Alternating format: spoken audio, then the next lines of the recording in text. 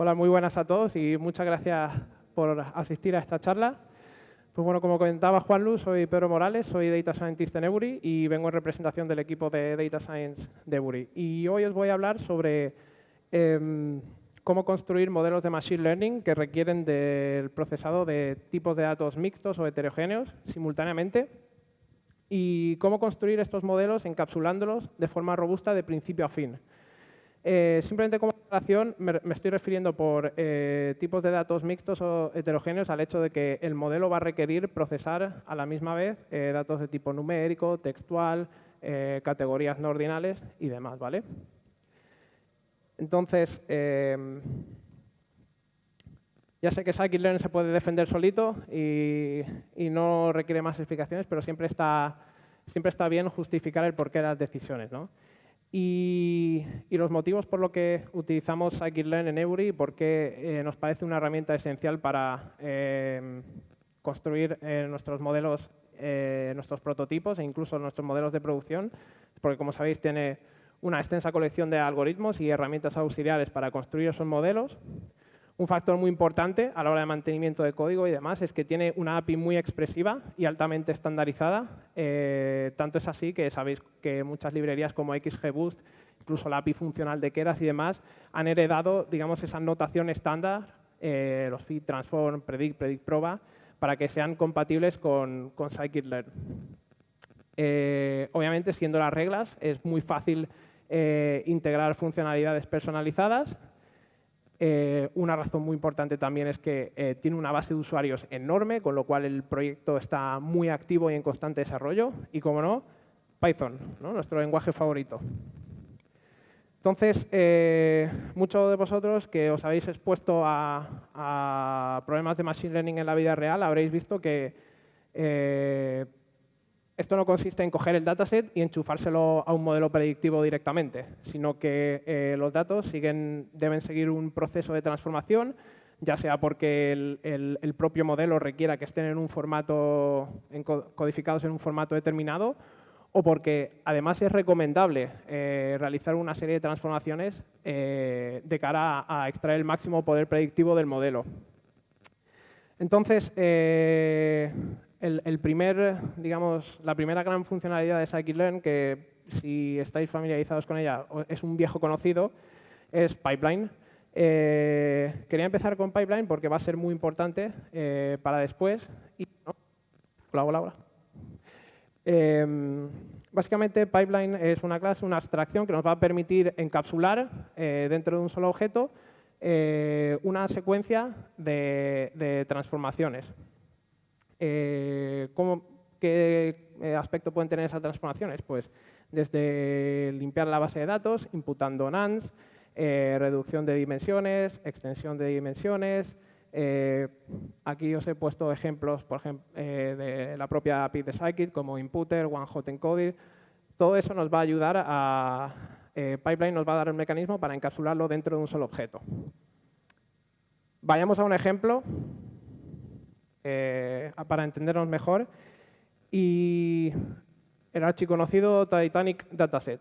Quizás solo superado en la pole en popularidad por el famoso Iris Dataset, ¿no? Setosa virginica versicolor. Entonces, bueno, pues importamos nuestra base de datos. Este simplemente recoge simplemente los tags del desastre del Titanic, si una determinada persona sobrevivió o no, y los datos demográficos de esa persona, cuánto pagó, por dónde accedió al barco y demás. Entonces, partimos de la hipótesis y decimos, bueno, vamos a construir un modelo muy sencillito, suponiendo que podríamos predecir la probabilidad de sobrevivir simplemente con la edad y el precio por el que pagó el billete. Bueno, sencillito. Extraemos los datos, los guardamos en dos arrays X e Y, y ahora decidimos qué transformación vamos a aplicar. En este caso, tanto edad como el precio del pasaje son variables numéricas y bueno, la base de datos no es perfecta, con lo cual tendremos que imputar nonce dado que vamos a utilizar un modelo lineal, para este ejemplo sencillo, vamos a tener que escalar las variables. Recordad que esto no sería así si, por ejemplo, estuviéramos utilizando un modelo de tipo árbol, ¿vale? Y, finalmente, aplicamos la regresión logística. Entonces, con la ayuda de pipeline, como veis, al fin y al cabo, ocupa más el bloque de imports que el propio código de la funcionalidad. Y es muy sencillito porque simplemente aquí es donde enfatizamos, ¿no?, en el hecho de que la API de Scikit es muy expresiva. De un solo vistazo ves lo que estás haciendo. Un pipeline con los pasos inputter, escalado y clasificación, ¿vale? Y con esto ya tenemos toda esa funcionalidad encapsulada en un único objeto, que lo he llamado CLF, por classifier, ¿vale? ¿Qué ventajas nos va a suponer esto? Hombre, que al fin y al cabo, luego cuando en el resto de nuestro código, ya sea en la parte de validación y tal, solo vamos a tener que estar manejando un solo objeto. Y una cross-validation la podemos hacer de forma tan sencilla como esto. Esto no solo tiene ventajas a nivel digamos, de que es más legible el código, es más compacto, sino que además nos previene de errores metodológicos, como es el famoso leakage en el proceso de validación o drenaje, ¿no? En el que, claro, nosotros podemos decidir hacer esto fuera de scikit-learn con pandas, pero estaremos mucho más expuestos a cometer errores metodológicos en el cual estaríamos drenando información del dataset de test en nuestro dataset de entrenamiento, ¿vale? Vale. Entonces, ahora, la pregunta que cabe preguntarse es, bueno, tenemos ya todas las herramientas que necesitamos para enfrentarnos a todos los problemas del mundo y hacerlo de una forma escalable y robusta. Como queda todavía un rato de la presentación, os podréis imaginar que la respuesta es que no.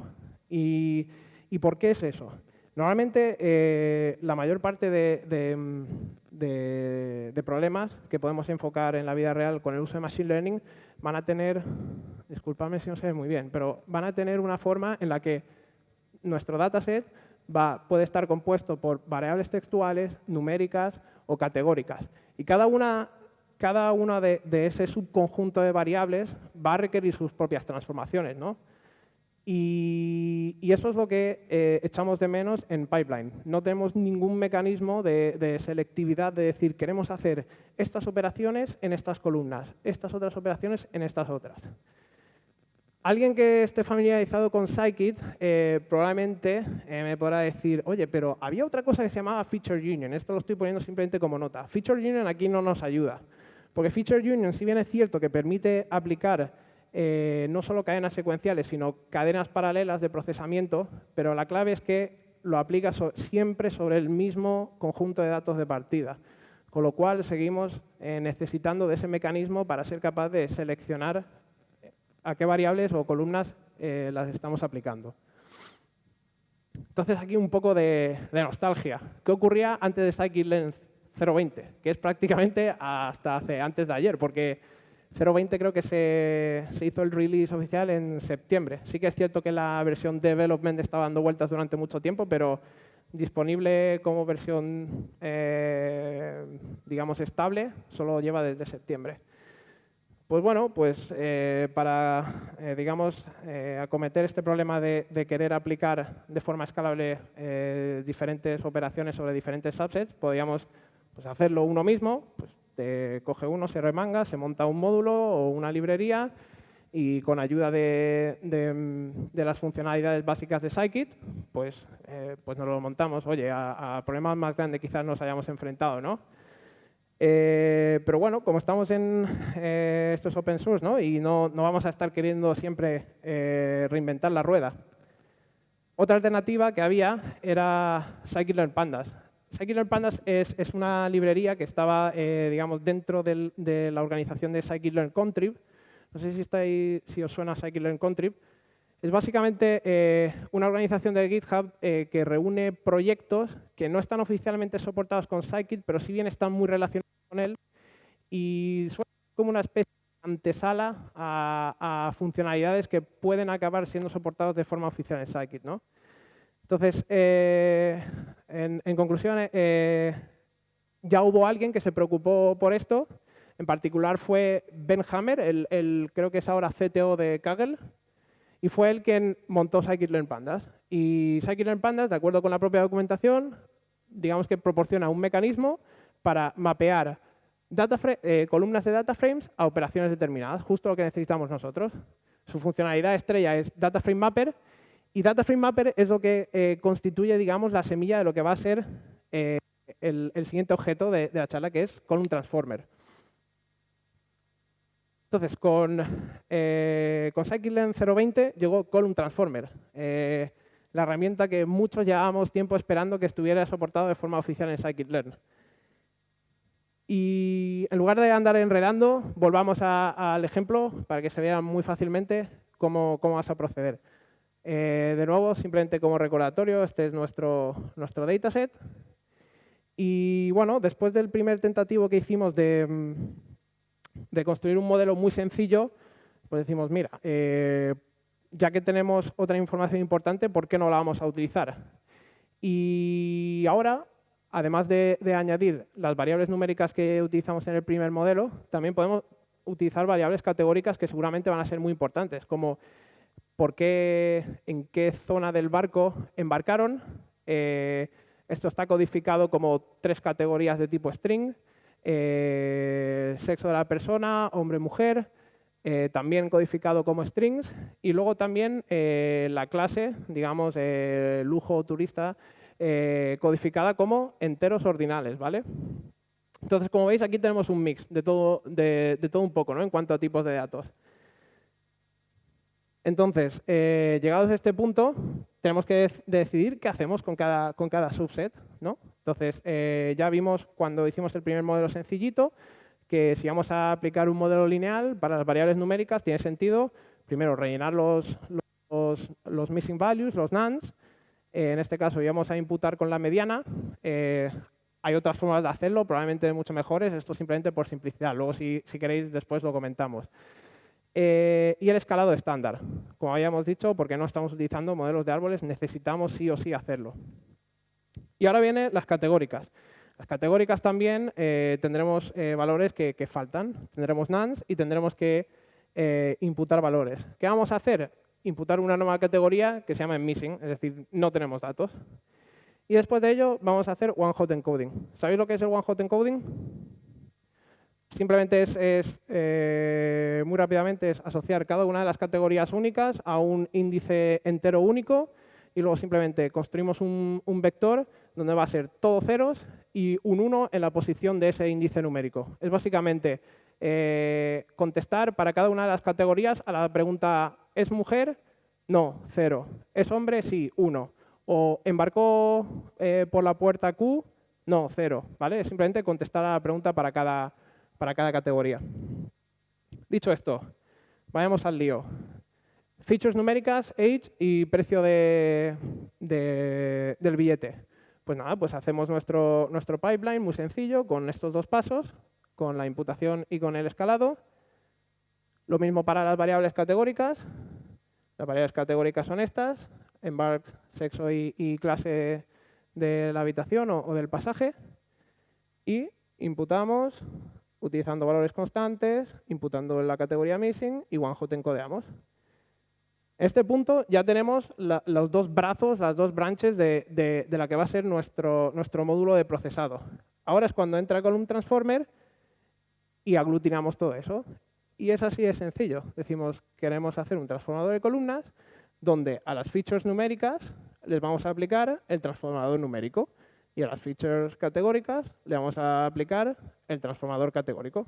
Así de sencillo. ¿Vale? Y luego, si no parece ya esto que estamos aquí jugando con Legos, pues podemos encapsularlo aún más y cogemos ese bloque de preprocesamiento que hemos formado con Column Transformer y lo metemos dentro de otro pipeline donde ya sí que va a ir empaquetado con el estimador final, con la regresión logística. Y la gracia de esto es que directamente ya nosotros sí que vamos a poder utilizar Pandas Data Frames y vamos a explotar, digamos, la ventaja que tenemos con un Pandas Data Frame frente a un array. ¿Y cuál es? Pues que Entre otras, pues que tenemos los nombres de columnas, ¿no? Y podemos ya aplicar operaciones de forma selectiva sobre ellas. Y como veis, una cross-validation, después de todo este modelo que hemos aplicado con dos brazos de transformación distintos que luego se juntan y luego aplicamos una regresión logística encima, pues nada, pues su tratamiento sigue reduciéndose a utilizar un solo objeto, ¿vale? Bueno, simplemente por comentar los resultados, a mí siempre me gusta cuando, digamos, valido un modelo o pruebo hipótesis, poner ¿cómo decirlo?, una referencia o un baseline tonto, entre comillas. ¿Y cuál es el baseline tonto de aquí? Pues en el caso de un problema de clasificación donde las clases no están balanceadas, pues lo más tonto que puedes decir es voy a dar siempre la categoría que más aparece, que en este caso es la de no sobrevive, que aparece en un 61,8% de las veces. ¿Y por qué es útil esto? Porque si te vas a meter en el fregado de resolver un problema por Machine Learning y ni siquiera eres capaz de vencer a ese modelo cero o modelo trivial, básico, pues no podemos justificar el esfuerzo de hacerlo, ¿no? Entonces, en este caso veis que, bueno, pues sin esfuerzo aquí pues sí que hemos mejorado la capacidad predictiva del modelo, tenemos una accuracy en cross-validation superior a la prior probability de la clase mayoritaria. Y no sé cómo voy de tiempo, Juanlu, perdona. Vale, pues bueno, no había puesto nada porque lo quería dejar esto un poco más abierto de conclusiones dependiendo del tiempo. Aquí lo importante es que al fin y al cabo, cuando uno trabaja en un problema real de Machine Learning y interactúa con un equipo, es muy importante no perder de vista el código.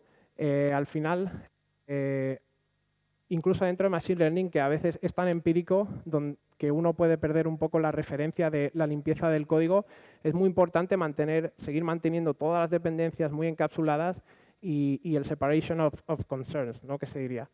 Entonces, simplemente os venía aquí a presentar cómo con dos herramientas muy sencillitas de scikit-learn, una de ellas muy nueva, digamos que nos podemos liberar del dolor que es tener que escribir nosotros nuestros propios módulos de procesado de datos, ¿no?, y utilizar algo que ya está directamente a nuestra disposición. Sobre todo con la ventaja de que nos va a ahorrar esfuerzos de mantenimiento de código, de peer reviewing y además está ampliamente validada por la comunidad y nos va a permitir también digamos, evitar errores metodológicos en la parte de validación, que digamos es lo más crítico en el sentido de que nos puede llevar a tomar decisiones erróneas por ser demasiado optimistas con las métricas que estamos obteniendo de nuestro propio modelo. Entonces, ¿preguntas? ¿Alguien tiene alguna pregunta? Gracias.